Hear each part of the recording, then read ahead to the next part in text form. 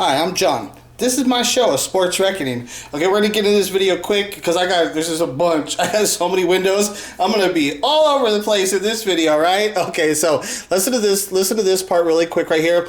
Merle's asking Steve about some of his merch cards, his memorabilia cards, and Steve is talking about a card from it's a Marlon Brando card with some kind of swatch from like the movie On the Waterfront and stuff, right? So let's get into this real quick. This one just says authentic items worn by Marlon Brando.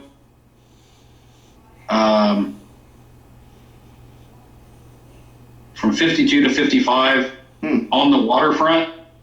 Okay. Great famous movie, award-winning movie. I wish it was The Godfather. Okay, so just real quick, so Merlin knows On the Waterfront, so Merlin's like impressed with that, like On the Waterfront, oh, that's cool. Steve was not as impressed with On the Waterfront because he admits later he's never seen On the Waterfront, and he's like, I wish it was I wish it was Godfather. And then Merlin's telling him, oh, dude, no, you need to go see some of the early Marlon Brando movies, right? So I just wanted to show this really quick to Steve, just so it's one of these things about, it's like, well, it's like, these roles are so historic and they're so significant in pop culture that you're familiar with them even if you don't know that you're familiar with them. So let me show you one of the iconic lines from the movie On the Waterfront. You weighed 168 pounds. You were beautiful. You could have been another Billy Khan.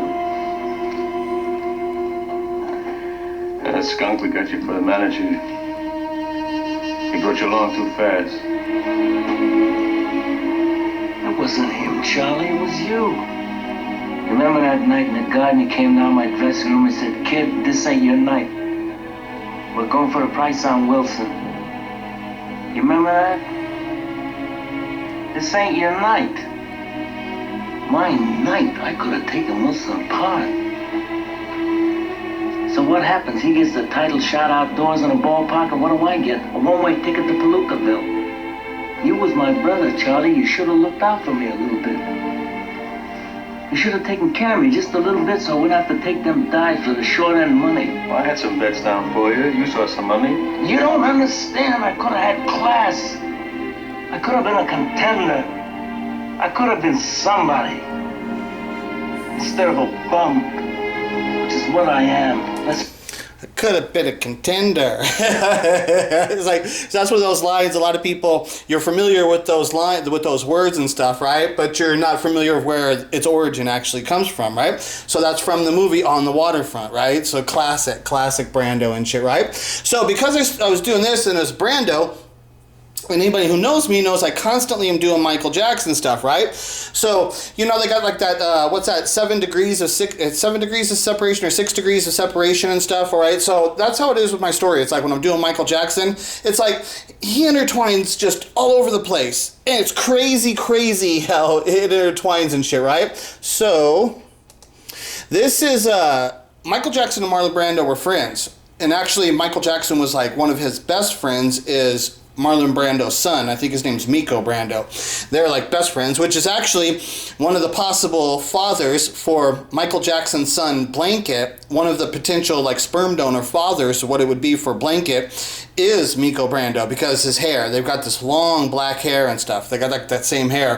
And so it is one of the guys that potentially could be the father for Michael Jackson's son Blanket. Just so you know, if you guys never heard me mention it though, I'm extremely confident that Macaulay Culkin is the sperm donor for Paris Jackson. Not Prince, not the first child. The first child, the father is the Dr. Arnold Klein. It's Michael Jackson's doctor, who the doctor's nurse, Debbie Rowe, that's the woman that Michael Jackson married and had all the kids with. But what I actually believe happened is that Debbie Rowe got pregnant by Dr. Klein, and they were trying to figure out what they were going to do. In comes Michael Jackson into the picture, and they arranged the deal for Michael Jackson to marry, because she doesn't want the kid. That's like the kid that she's having from Dr. Klein. Debbie Rowe, she doesn't really want that kid, because I think Klein, I don't know if he was married, but they weren't married though. She's just a nurse. But so whatever happened, And then she was a huge Michael Jackson fan, so she comes up with things. Yeah, I'll let you. She says, "Babe, I'll let you have the kid. You can adopt him. I'll give you the kid. We can have the fake marriage, all this stuff." But I think that's how that actually started. It's not that Michael was out looking for a kid. I think the opportunity approached him. That she had got pregnant from the doctor. Then they offered that child to Michael. Then Michael turned it into a marriage, and then Michael, on his own, he says, "Well, now I've got a woman. Let me go find another man who I can use to get sperm from, so I can have another baby." And I think that father is Macaulay Culkin. I think Macaulay Culkin is the actual father of Paris Jackson and stuff. So just explaining, like I'm saying, this stuff intertwines all over the place, right? So this is going to be like one of those robot voices, right? This is a recording of an interview of Marlon Brando had done. They were asking him, and I think this might have taken place during the investigation of the pedophile allegation stuff. There's stuff like that too. Like that's what I'm saying. Stuff gets like twisted. There's so much stuff. It's hard to keep track of everything. But I think that's the origins of this. This was like interviews that were done revolving around. They were asking him about when he was being interviewed by the cops and stuff because Michael Jackson's pedophile allegations and stuff like that. So this is a robot voice, but this is going to be a little bit of the context of what was actually happening and that what Marlon Brando was talking about when he was talking about Michael Jackson. I had asked him if he was a virgin, and he sort of laughed and giggled, and he called me Brando. The actor added. He said, "Oh, Brando." I said, "Well, what do you do for sex?" And he was acting fussy and embarrassed. Okay, so Marlon Brando asks Michael Jackson, "Are you a virgin?" Right? And Michael giggles and he says, "Oh, Brando." And then he says, "What do you do for sex?" And he starts acting fussy and he's nervous and stuff, right? These are questions he asked Michael, right? And Michael can't answer the questions, right? But so now let's see a real life. This is a real life. Is it on here? Okay, so in real life, let's take the same situation. Here's Oprah asking Michael Jackson, "Are you a virgin?" Okay, and look at the way he acts, and you're going to see it's just like the way of how that conversation with Marlon Brando. Same thing. Look at how he responds to that when she asks him, just like how they were saying in that conversation with Brando. Please, it's crazy. Do you go out? Do you date? Yes. Who do you date? Well, right now it's Brooke Shields. Okay, now this is in 1994, this interview. So Michael, when he was going out with Brooke Shields when he was young, that's in the early 80s, right? The times when you saw him actually hand in hand with Brooke Shields and they were appearing to go out like they were dating and stuff, right? That's in the early 80s. So still, when they ask him, "Give me the name of a girl you date," he refers back to Brooke Shields because he is not dating any girls, because he's a virgin, okay? Mm-hmm. Well, we try not to just be everywhere and go. It's mostly at home. She'll come over. I'll go to her house because I don't like going out in the public. Have you ever been in love? Yeah. Mm-hmm. With Brooke Shields? Yes, and another girl. And another girl? I'm going to ask you this, and it's embarrassing for me to ask you this, but I'm going to ask you anyway. Are you a virgin? How could you ask me that question? I just want to know. I want to know. I'm a gentleman. You're a gentleman. I'm a gentleman. So I'm a gentleman. Okay, so see, he wouldn't answer the question. See how? And she asked him directly, "Are you a virgin?" He doesn't answer. He can't answer. He gives this bullshit answer, the gentleman thing. But I've debunked that because I show when he goes and marries Lisa Marie Presley, I show how he interacts with her, and this is Lisa Marie Presley and shit, right? And I show his interactions. It is everything but a gentleman. He's literally chewing on gum. While the guy is reading the vows, while they're taking his vows of marriage, he's chewing on gum and he can't even look at her. And they're in a little room in an office. This is like where it's like in Puerto Rico or something like that. It's like, it's crazy. Like, it's everything that would not define him as a gentleman, right? So I debunk the fact that he calls himself a gentleman. I debunk all that shit too, right? And so he shows here, it's clearly obvious that he's a virgin. That he is not dating any girls. He can't draw on that life experience and stuff, right? And then so it goes to the next part, and he tries to, it's the spin. He got to spin it away. Let me spin away from this. And only thing he can refer to are these reliable sources of these women in his life that he's used for these kind of situations. So, okay, I would interpret that to mean, that means that you believe that a lady is a lady, and therefore... It's something that's private. I mean, shouldn't be spoken about openly. You can call me old-fashioned if you want, but, to me that's very personal. So you're not going to answer it? I'm embarrassed. So you're not going to answer it. Well, we would like to know whether or not there is a possibility that you are going to marry one day and have children. I would feel that my life isn't complete if I do not, because I adore the family life. I adore children, and I adore that whole thing. And it's all that stuff. There's something else wrong with him. There's something else going, because you can see right there. See how easily he answers that question. Oh, I adore that life. I want children. I adore that life and stuff. Right? See how easy it is for answer. Just a question for him. You ask him a question. See how easy it is to answer. But the same thing with the Brando. Ask him, "Are you a virgin?" And like the same thing. He starts giggling. Oh, Brando. And what do you do for sex? He starts getting all nervous and fussy. The same thing with here. You ask him that question. He can't answer it.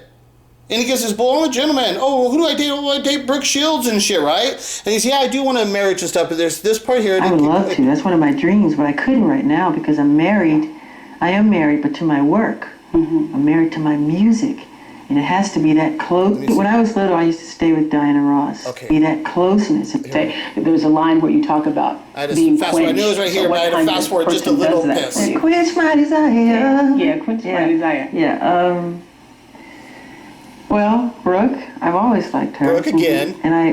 And when I was little, I used to stay with Diana Ross. Okay, and he invokes the name Diana Ross, and it's because the thing is because he does not have any women to invoke their names and stuff, right?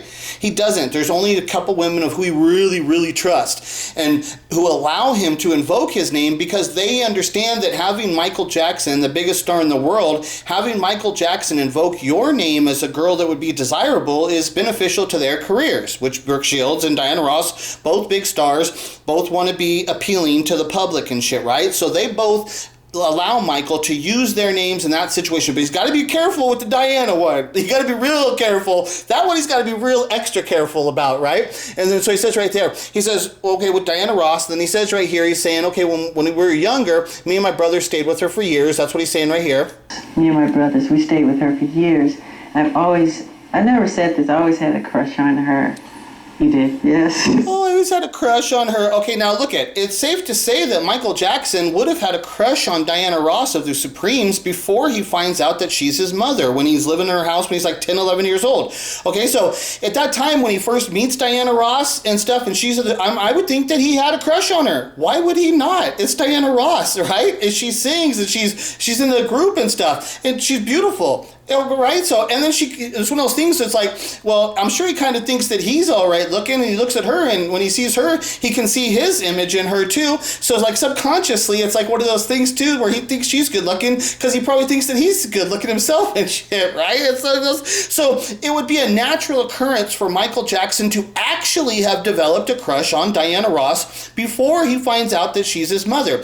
Then when he finds out that she's his mother, at that time now, she's like almost physically seducing him, because you got to imagine her wanting to embrace her son, her being able to embrace her son that she's been reunited with, the son that she had abandoned, the one child, the love child that she had from her real love, Smokey Robinson.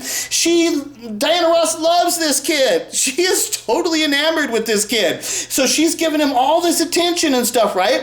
And then they have to cover up the fact of what's going on. They have to cover up the truth of their relationship. So they build this little joke, oh, well, she's my girlfriend and shit. Michael starts telling his brothers, no, Diana's my girlfriend, she's mine. They start building a joke. And so through the development of all of Michael Jackson's real life experience of what he had encountered, as he gets older, when he's not having sex and stuff, he is a virgin, but when people are telling him, who do you like? And right how here he says, I never told anyone, but Diana Ross, I had a crush on him. It's like, no, wait, there's interviews in the 80s where Michael's talking about being in love with Diana, that he would even marry her and stuff, but he's not like saying it, but he kind of invokes it. It's really tricky.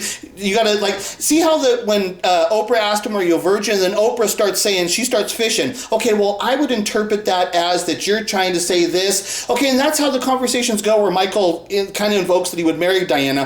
But it's because these people are saying, do you love Diana? And he's like, oh yeah, I do love her. And they're saying, well, would you marry her? And he's like, oh yeah, I guess I'd marry her. I'd marry her. He's saying shit like that, but he's not like saying it. It's just kind of develops in this weird Michael Jackson way of how these conversations develop and the information comes out. So now, what I want you to see there is that Michael clearly is a virgin. Now, what I want you people to ask yourself, now, in every situation, if Michael Jackson is part of the Jackson family, okay, if he doesn't have this other story, my story, okay, if it's just the story of we know of Michael Jackson with all of his brothers, who we know are fucking all of the little Billie Jean groupie bitches and shit, right? They're sleeping with all the girls, and they're trying to get their little brother to have sex too and shit, right? There's no way possible that Michael Jackson, in that environment with his brothers and all the girls coming around, there's no way possible that Michael Jackson could have resisted that and not have had sex at some time.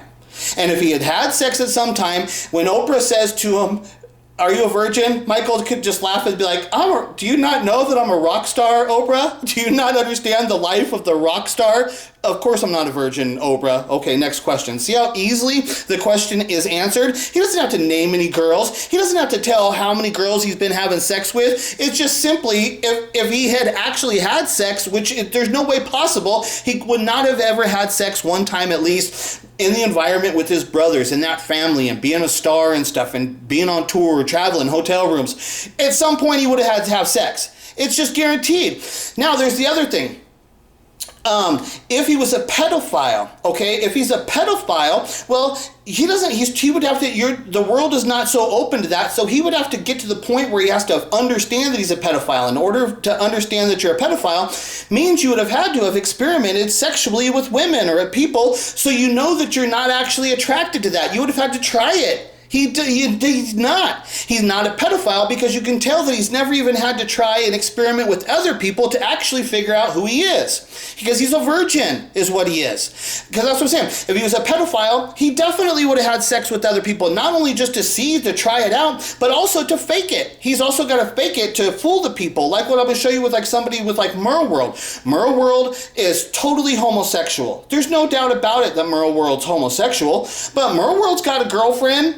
You know, even at this time in his life where he's like 40-year-old man and stuff, he's still running around faking it, trying to tell people, "I got a girlfriend." "Oh no, I'm not a homosexual because I got a girlfriend and shit." Yeah, right. It's like, "Oh no, you're not homosexual your homosexual partner isn't the great Curator." "Oh, because he's married." "Yeah, that's right. And you've got a girlfriend," right? So when you guys go spending the weekend together in the hotel rooms, "Oh, why would I ever think that anything's occurring there and shit," right? It's like, come on. It's like, so there's something wrong in a way that's really, really wrong with Michael Jackson. There's something totally, totally wrong. And now let me show you. So Michael Jackson invoked the name Brooke Shields, right? When he talks about this stuff. Here's Brooke Shields talking about, she was dating a guy named Dean Cain, who played Superman on, Smallville, I think was the name of the TV show, where he's playing Superman on that Smallville TV show. So she's dating Dean Cain for a couple of years and stuff. And then she finally loses her virginity to him. That takes place after the time of where she was involved with all the Michael Jackson stuff. So she tells you that she was a virgin that whole time. And the reality of who she actually was, she was a virgin and stuff, right? And she lost her virginity to Dean Cain. And it's awkward, but you can tell now she's an adult, she laughs about it. It's funny and shit, right? So let's listen to this.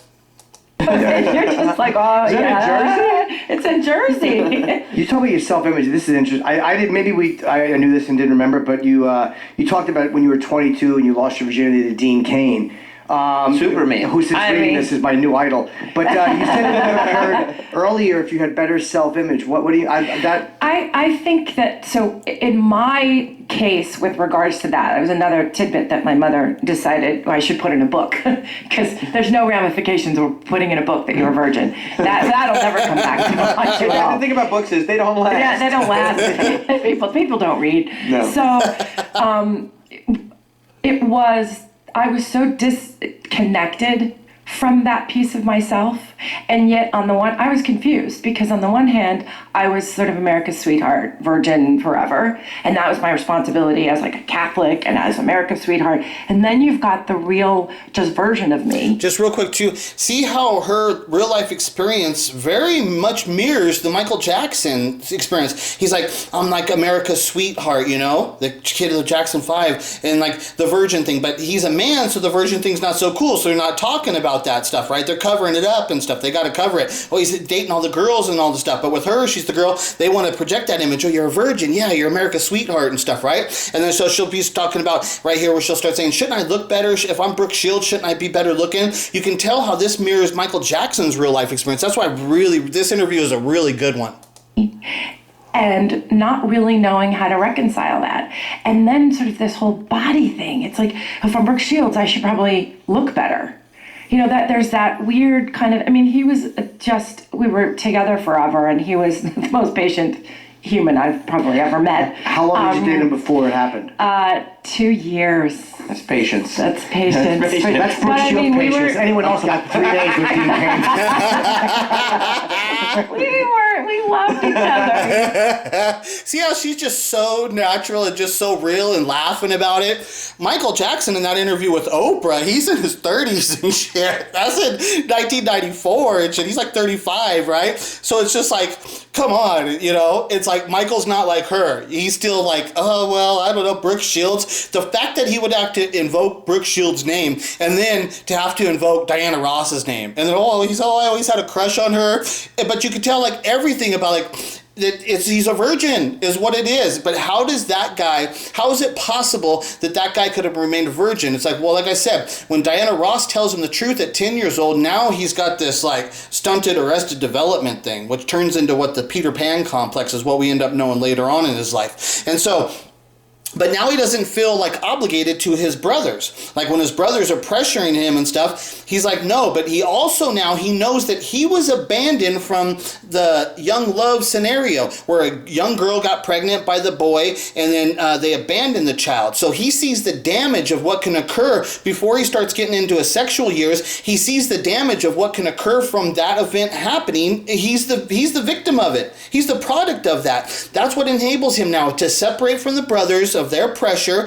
It makes him understand that having random sex with girls could lead to having children, which out of wedlock, and who knows what that kid's gonna have to deal with, which he doesn't want to do any of that stuff, right? He's like, doesn't want to do all that, but he wants to have the kids, like he said in the one thing that you see, he does want to have kids and shit. Yeah, that is a part, but he's just like, there's all this other stuff that is just going on that took him up to that point of his life where he ends up being like a virgin. How does that happen? And it's only my story that actually explains everything. Because like I said, he's not a pedophile. If he was a pedophile, he would have had girls to cover it up. He would have had to have experiences with girls sexually, or even if he's a homosexual, same thing. He would have had to experiment with that. He would have had to have girlfriends to cover it up, with which he had sex with, which would have been very easily translated when Oprah asked him, are you a virgin? He clearly just easily would have said, no, I'm not a virgin. Okay. Any other question? How easy is it for him to say, Oprah, do you not understand that I grew up basically as a rock star? Okay, there's no chance of a virgin. It's impossible. Next question. See how easy it could be answered and dismissed and still kept his reputation as being a gentleman? But that's not what we got. We got something different and shit, right? And he's invoking the name Brooke Shields, which clearly you look at Brooke Shields' real life experience. Now you go back and look and say, well, it's clearly he was not having a sexual relationship with it. It's that they're just friends. They trust each other. And Brooke Shields was doing her own thing. And you can see from this that she was a virgin and that she has sex with Dean Cain. So it's like, dude, there's no room there for Michael to be boning her. He's never having sex with Brooke. That definitely wasn't happening. So now let's take it from another take. This is Evan Ross. This is Diana Ross's son. Okay? Now, they're going to be talking about Michael Jackson and Diana Ross's relationship. Let's listen to a little bit of this. So Michael was your godfather? Yeah, I'm sure he was. I think he was a godfather to a bunch of people. More than anything, he was just, he was a close family member to me. We were like, somewhat like brothers, you know what I mean? I think my mom was kind of like a mother figure to him as well. Mm-hmm. So when people... Are you ever sensitive to like people speaking on Michael Jackson and or his relationship with your mom? Because I know like a lot of people thought, we knew she was like a mother figure to him, but people also thought like he loved her. Okay, just so you know, this is my video of some of the stuff when I click it up, so I'm going to start talking here. I'm going to fast forward this a little bit here. But see right there, so what he said about Michael, close family member, we were like brothers. My mom's is like a mom to him and shit, right? And then the guy asked him, okay, yeah, we know that she was kind of like a mother figure, but there's also a thing that people think that they're having sex kind of thing, right? So he's asking him that. So I'm going to fast forward to here to where Evan answers that. Come on, here we go. Okay, let's go from here. Okay, now let's listen to this. Now he's going to answer that. So I think it was a lot of things. I think he did. I know he loved her, and I think he also maybe was in some sort of way. My mom always says no, it wasn't, but I feel like he was. There was so much about my mother he loved. See, Evan doesn't know it. Evan, same thing. He sees the relationship, but they don't know what it is. He doesn't actually understand what it is that's going on, except that his mother and Michael's living in her house. Because I've heard one of them say, I think it might have been Tracy Ellis Ross, said that Michael always had his own room in their house. Okay, Michael always had his own room in Diana Ross's family home. Michael Jackson would go on family vacations with the Ross family. There's so much more to that story. But what it says, he said there, he asked his mother about Michael's relationship, and he said, my mother always says no. No, that's not what our relationship was about. We wasn't sexual. That's not what it was about, That's what he says. My mother always says no. That's his interpretation of it and stuff, right?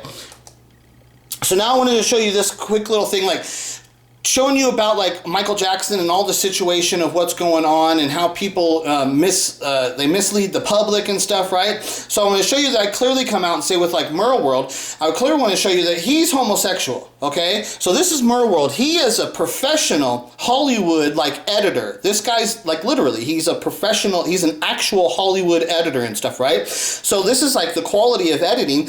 That's his face on Madonna, right? So this is Merle World when he wants to show his inner personality, let his light shine and shit, right? How are they saying shit, right? So this is Merle World. Look at how he portrays himself. Damn, now let's get to it. Strike a pose, there's nothing to it.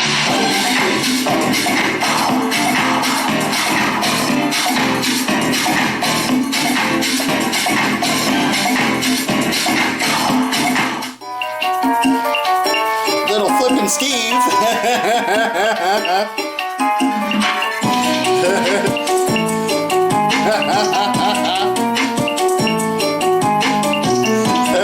Sexy Steve.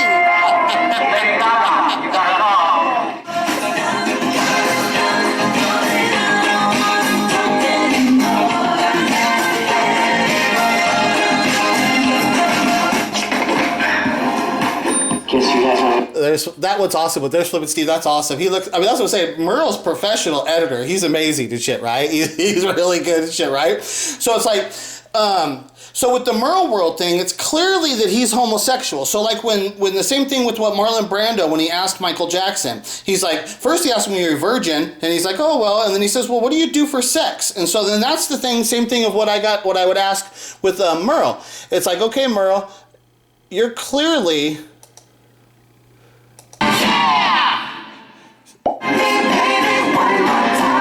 Hello everyone, I'm Britney Spears. Okay, so Merle World is clearly homosexual, but he says that he has a girlfriend and stuff, right? So it's well, where's your homosexual outlet then, Merle World? Oh, I get it now. Now I get it. You boys doing all right? Would you like Uncle Johnny to come and tuck you into bed? All right, boys. Now, don't do anything Uncle Johnny wouldn't do.